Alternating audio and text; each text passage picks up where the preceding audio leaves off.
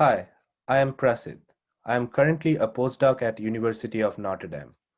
Within algebraic topology, I study stable homotopy theory, in particular chromatic homotopy theory. My research is heavily motivated by the problem of finding homotopy groups of spheres. It is easy to define, but difficult to calculate. Also, it is connected to various problems in algebra and geometry.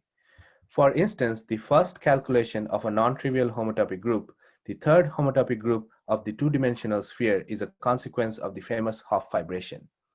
Here is a table of homotopy groups of sphere in the known range.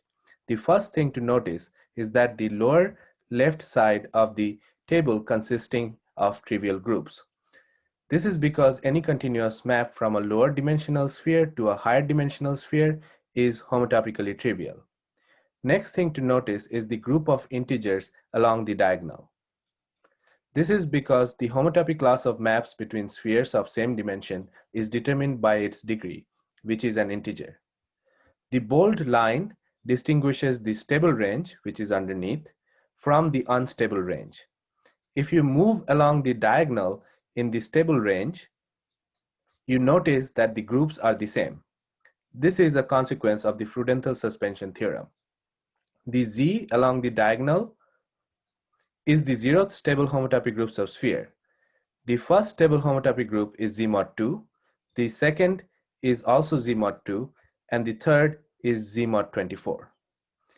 Even calculating the stable homotopy groups of sphere is one of the hardest problems in algebraic topology. Algebraic topology is the study of shapes, that is, topological spaces. A cohomology theory assigns each shape an algebraic object like its cohomology ring, and by studying the structure of these algebraic objects, we derive information about the geometry of the shape. A cohomology theory is represented by a concrete mathematical object, which is called spectrum. The category of spectrum is symmetric monoidal, that is, it has a tensor product, just like the category of abelian groups. And the sphere spectrum, bold S, is the unit, just like the ring of integers is the unit of the category of abelian groups. It turns out you can talk about the homotopy groups of a spectrum. In particular, homotopy groups of the sphere spectrum is the stable homotopy groups of spheres. The sphere spectrum is very fundamental. On one hand, it is related to geometry. Its homotopy groups, that is, stable homotopy groups of sphere, enumerates cobordism classes of framed manifolds.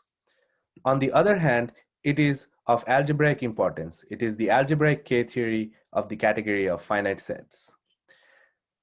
Stable homotopy groups of spheres can be calculated one prime at a time.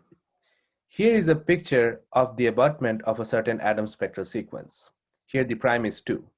Each dot represents a Z mod 2, and a line between them represents multiplicative extensions. In particular, vertical line is multiplication by 2. From this picture, we learn at the prime 2, the first and the third homotopy groups of Z. Homotopy groups are Z mod 2 and Z mod 8 respectively. If we look at a similar spectral sequence at the prime 3, we learn that the third stable homotopy group is Z mod 3. Combining 2 local and 3 local information, we recover that the third integral stable homotopy group of spheres is Z mod 24. Stable homotopy group localized at each prime admits a filtration called the chromatic filtration. Layer 1 is in red, 2 is in blue, 3 is in green. There are infinitely many layers. I must warn, the pictures are not accurate, except for layer 1. The layer 1 has nice periodic patterns and is known as the image of J. While in theory, each layer should have some sort of periodic pattern, but the periodicity is huge and not much is known about the periodic patterns for layer 2 or above. Elements in layer n can be detected using what is called a Wien self-map of a finite spectrum of type n. In one of my work, I show that all spectrum that realizes the subalgebra A1 of the Steenrod algebra admits a 32 periodic V2 self-map, and it is minimal. Perhaps this implies that in the chromatic layer 2 at the prime 2, patterns repeat every 192 dimension. In another work, perhaps to many experts' surprise, we show that there is a type 2 spectrum at the prime 2 which admits one periodic V2 self-map. This means the patterns in the chromatic layer 2 at the prime 2 is, after all, not too crazy. One of my goals is to figure out infinite families in the stable homotopy groups of sphere using the periodic self-map of Z. Z has many interesting properties, which makes it very suitable to study the telescope conjecture. What is telescope conjecture? Well, the chromatic filtration is nothing but an inverse limit approximation of the stable homotopy groups using graded rings that are potentially easier to calculate. There are two ways to define this filtration. One via Bousfield localization, which is more algebraic in nature, and the other using Wien self-maps, which is more geometric in nature. The telescope conjecture claims these two filtrations are the same. In other words, the telescope conjecture is asking if the chromatic homotopy theory can truly predict the periodic patterns in the stable homotopy groups of spheres. Experts believe that the telescope conjecture is false for chromatic layer 2 or above. In these two papers, we calculate the K2 local homotopy groups of Z, the easier side of the telescope conjecture. And in the second one, we analyze the homotopy groups of the telescope of Z, which is the harder side. Though unsuccessful, we make a series of predictions and outline how one may go about disproving the telescope conjecture. Under the hood of chromatic homotopy theory lies a deep connection between number theory and homotopy theory. This connection opened a Pandora's box.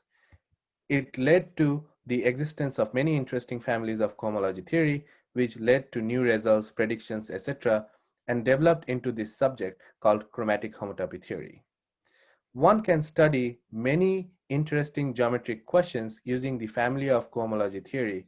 For instance, we consider the family EO, which are nothing but the higher chromatic analogs of the real K theory, and studied orientation theory of vector bundles using them. We also started to see chromatic patterns in some of the theories arising from algebraic geometry, such as motivic homotopy theory. In this paper, we give the first example of V1 self-map of periodicity 1 in R motivic context. I am also interested in problems in stable homotopy theory which are not necessarily connected to homotopy theory. In my thesis, I studied the problem of higher associativity of Morse spectra. The ith Morse spectrum at the prime p is nothing but the cofiber of degree p to the I map on the sphere spectrum. MPI are nothing but the analogs of Z mod p to the I in spectra. While Z mod p to the I is a ring, MPI do not inherit the nice multiplicative structures of the sphere spectrum. In these papers, we study the homotopy coherence of associativity in the sense of Stashev and obtain the following result. In the process, we revisit and correct the proof of an old famous conjecture, namely the stable Adams conjecture. Now, let me talk about some of the problems which are likely to influence my future research.